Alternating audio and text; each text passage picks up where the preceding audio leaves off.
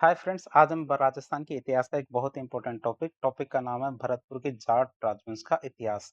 इसके बारे में जानने की कोशिश करेंगे। आप हमारे साथ बने रहेंगे तो आपको इसके बारे में काफी अच्छी जानकारी प्राप्त होगी। तो शुरुआत करते हैं आज का टॉपिक भरतपुर का जाट राजवंश का इतिहास। ये क्या हमारे एक साधारण कृषक विद्रोह से शुरू हुआ था। किससे? साधारण कृषक या फिर किसान विद्रोह से शुरू होकर एक संप्रभु और शक्तिशाली राज्य की स्थापना की एक अद्वितीय कथा है हमारी क्या भरतपुर का जाट राजवंश।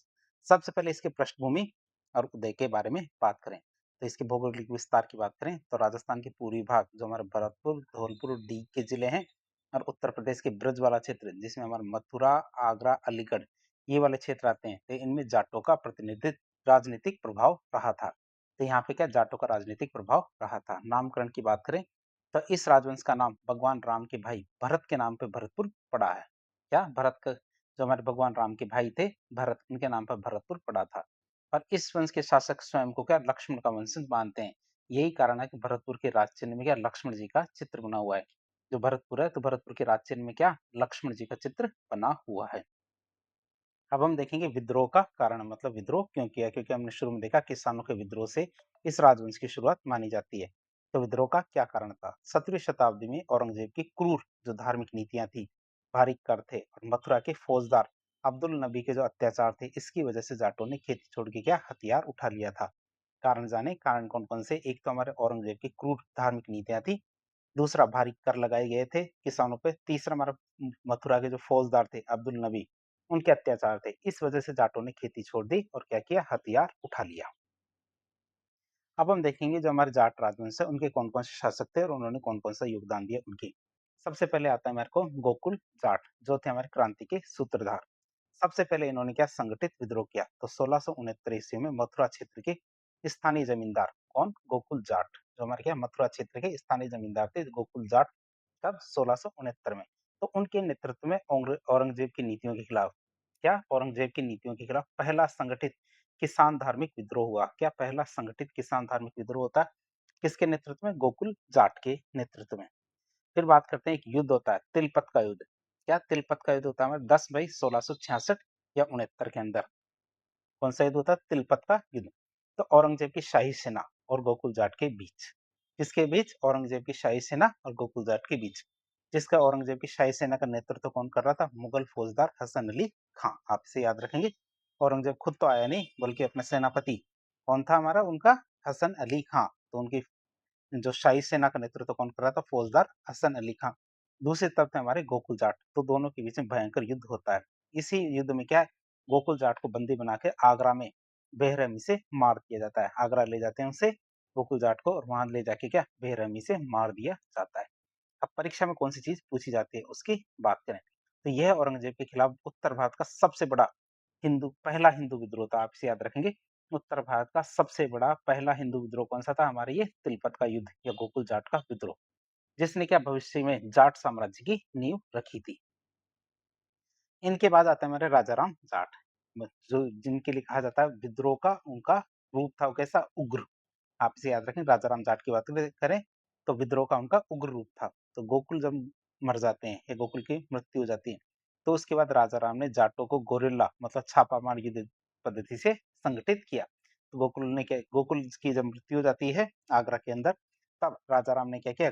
जाटों को गोरिल्ला या फिर छापामार युद्ध पद्धति से संगठित किया। फिर सिकंदरा के युद्ध की बात करें 1688 में, तो मुगलों के मनोवैज्ञानिक जो मनोबल है, क्या मुगलों के मनोवैज्ञानिक मनोबल को तोड़ने के लिए राजाराम ने आगरा के सिकंदरा में स्थित जो अकबर का मकबरा है उसको लूट लिया। तो राजाराम ने क्या किया? हमारे आगरा के जो सिकंदरा में मकबरा है अकबर का, उसको लूट लिया। अकबर की हड्डियों को निकालकर हिंदू विधि विधान से जला दिया। किसने? राजाराम ने। आप इसे याद रखेंगे। इसी वजह से क्या मुगलों की सत्ता को ये बहुत बड़ी चुनौती मानी जाती है। राजाराम ने क्या किया? जो हमारे अकबर के मकबरे में गए, अकबर के मकबरे को लूटा सिकंदरा के, और अकबर की हड्डियों को वहां से निकाल के हिंदू विधि विधान से क्या उसे जला दिया। और अकबरों को सीधी टक्कर देने का ये सबसे बड़ा काम माना जाता है। बाद में औरंगजेब के पोते बेदार बख्त और आमेर के शासक बिशन सिंह दोनों ने मिलकर राजाराम का दमन किया और वो युद्ध में मारा जाता है। कौन? राजाराम क्या है? युद्ध में मारा जाता है। आप इसे याद रखेंगे। और किसने मारा इनको? औरंगज़ेब के पोते बेदार बख्त और आमेर के शासक थे बिशन सिंह, दोनों ने मिलकर राजाराम का दमन किया था। अगले शासक आते हैं हमारे चूड़ामन जाट। जिनकी बात करें तो राजनीतिक सत्ता का प्रारंभिक संस्थापक कौन माना जाता है? हमारे चूड़ामन जाट को। तो राजाराम का भतीजा था चूड़ामन। उन्होंने जाट विद्रोह को एक राजनीतिक दिशा दी थी। क्या? जाट विद्रोह को एक राजनीतिक दिशा देने का काम किया चूड़ामन जाट ने। उसने क्या किया? थून में एक मजबूत मिट्टी का किला बनवाया। तो चूड़ामन जाट ने क्या क्या किया? थून में एक मजबूत किले का मिट्टी के किले का निर्माण करवाया और मुगलों से स्वतंत्र होकर अपना राज्य स्थापित करने का प्रयास किया। क्या किया? मुगलों से स्वतंत्र होकर अपना राज्य स्थापित करने का प्रयास किया। मुगलों के पतन के दौर में उसने क्या की? अपनी शक्ति काफी बढ़ा ली थी। किसने? चूड़ामन जाट ने। इसके बाद हमारे शासक आते हैं बदन सिंह। बदन सिंह की बात करें तो इनको कहा जाता है जाट राज्य का वास्तविक संस्थापक। बदन सिंह को क्या कहा जाता है? जाट राज्य का वास्तविक संस्थापक कहा जाता है। तो चूड़ामन के भतीजे बदन सिंह को जाट राज्य का वास्तविक संस्थापक मतलब रियल फाउंडर माना जाता है। तो चूड़ामन का जो भतीजा था बदन सिंह, तो बदन सिंह को क्या है? भरतपुर जाट राज्य का वास्तविक मतलब रियल फाउंडर माना जाता है। जयपुर से कूटनीतिक संबंध की बात करें तो बदन सिंह ने आमेर मतलब जयपुर के सवाई जयसिंह के साथ जयपुर के सवाई जयसिंह के साथ कूटनीतिक संबंध स्थापित किए थे। जयसिंह की बात करें, जयसिंह ने बदन सिंह को ब्रजराज की उपाधि दी थी और डी की जागीर भी दी थी। आप इसे याद रखेंगे। हमारे बदन सिंह थे तो बदन सिंह को हमारे जयसिंह ने ब्रजराज की उपाधि दी, साथ ही साथ क्या डी की जागीर भी दी थी। निर्माण कार्यों की बात करें तो बदन सिंह ने राज्य का विस्तार करके आगरा और मथुरा तक पहुंचा दिया था। जो उनका भरतपुर का राज्य था, तो भरतपुर का राज्य कहाँ तक पहुंच गया था? आगरा और मथुरा तक। दीग, कुम्हेर, बैर और भरतपुर में क्या नए सुदृढ़ दुर्ग बनवाए गए, मतलब बढ़िया किले बनवाए। किसने? हमारे बदन सिंह ने। कहाँ कहाँ? दीग, कुम्हेर, बैर और भरतपुर में किले बनवाए गए। फिर इसके बाद आता है हमारे जाट राजवंश का स्वर्णकाल, जो आता है महाराजा सूरजमल जाट के समय। तो बदन सिंह के पुत्र थे सूरजमल। क्या? सूरजमल कौन थे? बदन सिंह के बेटे। तो बदन सिंह के बेटे सूरजमल का काल भरतपुर के इतिहास का स्वर्णकाल माना जाता है। बात करें इनकी उपाधियों की तो इनकी असाधारण बुद्धिमत्ता, कूटनीति और राजनीतिक कुशलता की वजह से क्या इनकी असाधारण बुद्धिमत्ता, कूटनीति और राजनीतिक कुशलता के कारण क्या उन्हें जाट जाति का प्लेटो या अफलातून कहते हैं। तो आपसे याद रखेंगे जाट जाति का प्लेटो या अफलातून। ये जाट यूलिसिस या जाट यूलिसिस किसे कहते हैं? हमारे सूरजमल जाट को।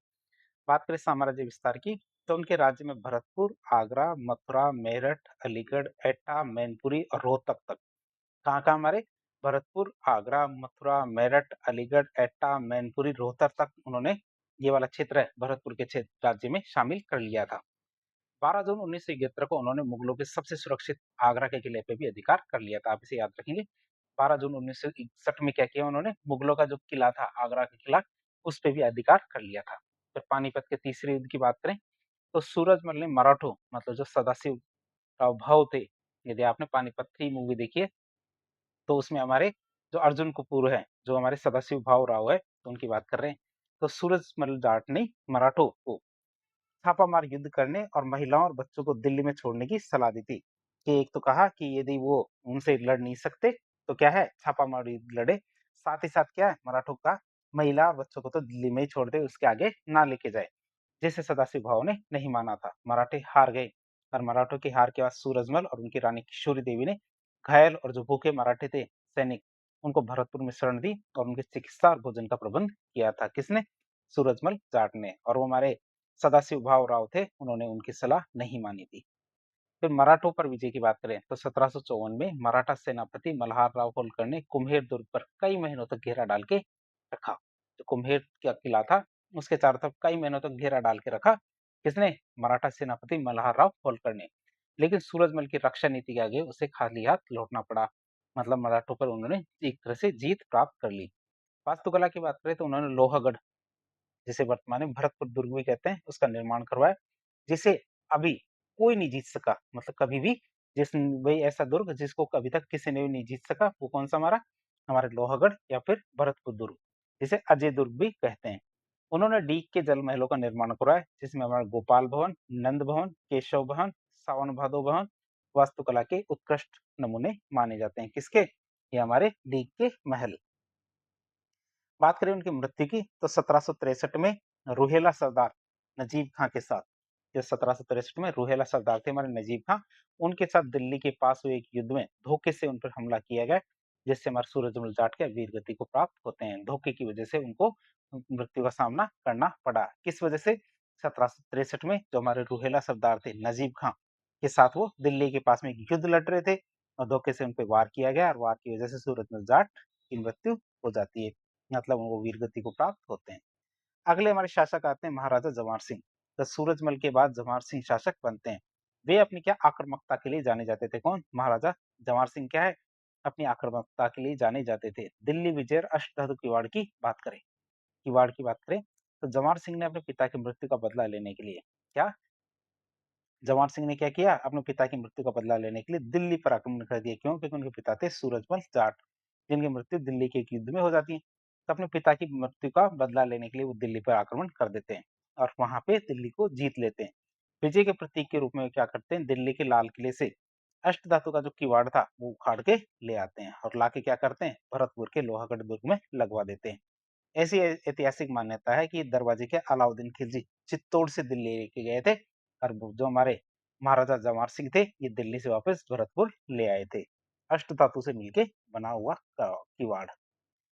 फिर अगले राजा आते हैं मेरे को रणजीत सिंह और अंग्रेजों से संघर्ष की बात करें तो लोहागढ़ की अजेता मतलब 1805 में महाराजा रणजीत सिंह ने मराठा सरदार जसवंत राव होलकर को भरतपुर में शरण दी थी। आप इसे याद रखेंगे कि 1805 में क्या महाराजा जो रणजीत सिंह थे इन्होंने मराठा सरदार जसवंत राव होलकर को भरतपुर में शरण दी थी। अंग्रेज सेनापति आए थे कौन? Lord lake.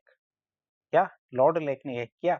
भरतपुर पर 5 बार भयंकर आक्रमण किया, लेकिन मिट्टी की प्राचीरों वाले इस किले को अंग्रेज भेद नहीं पाए, मतलब इसमें सेंध नहीं लगा पाए। इसीलिए कहावत कही जाती है कि 8 फिरंगी 9 गोरे लड़े जाट के 2 छोरे। ये कहा गया है हमारे किसके लिए? लोहागढ़ के दुर्ग के लिए कही गई बात है। बात करें अंततः 1803 में, फिर 1805 में अंग्रेजी सरकार और रणजीत सिंह के बीच में क्या एक संधि हो जाती है।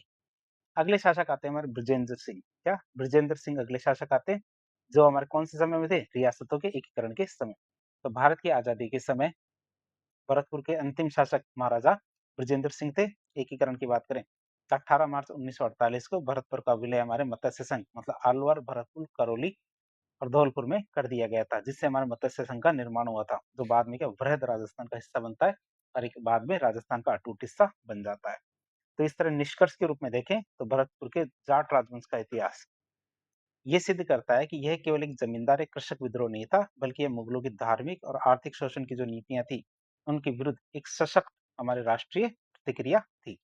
हमारे गोकुल राम जाट और राजा राम जाट के संघर्ष को बदन सिंह ने एक राज्य का रूप दे दिया था, जिसे हमारे महाराजा सूरजमल ने अपनी दूरदर्शिता, धर्मनिरपेक्षता और सैनिक कौशल से क्या जो हमारे सूरजमल जाट थे उन्होंने क्या अपनी दूरदर्शिता, धर्मनिरपेक्षता और सैनिक कौशल से क्या एक अजय साम्राज्य में बदल दिया था। लोहगढ़ दुर्ग की अजेयता और डीग के जलमल की सुंदरता आज भी इस राजवंश के अदम्य साहस और सांस्कृतिक चेतना की गवाही देती है। तो इस तरह आज एक लेक्चर के जरिए हमने भरतपुर के जाट राजवंश के बारे में काफी डिटेल से जानने की कोशिश की। इस प्रकार के इन्फॉर्मेटिव वीडियो देखने के लिए हमारे चैनल से जुड़े। वीडियो यदि पसंद आता है तो वीडियो को लाइक करें, चैनल को सब्सक्राइब करें, अपने दोस्तों के साथ शेयर करें। धन्यवाद।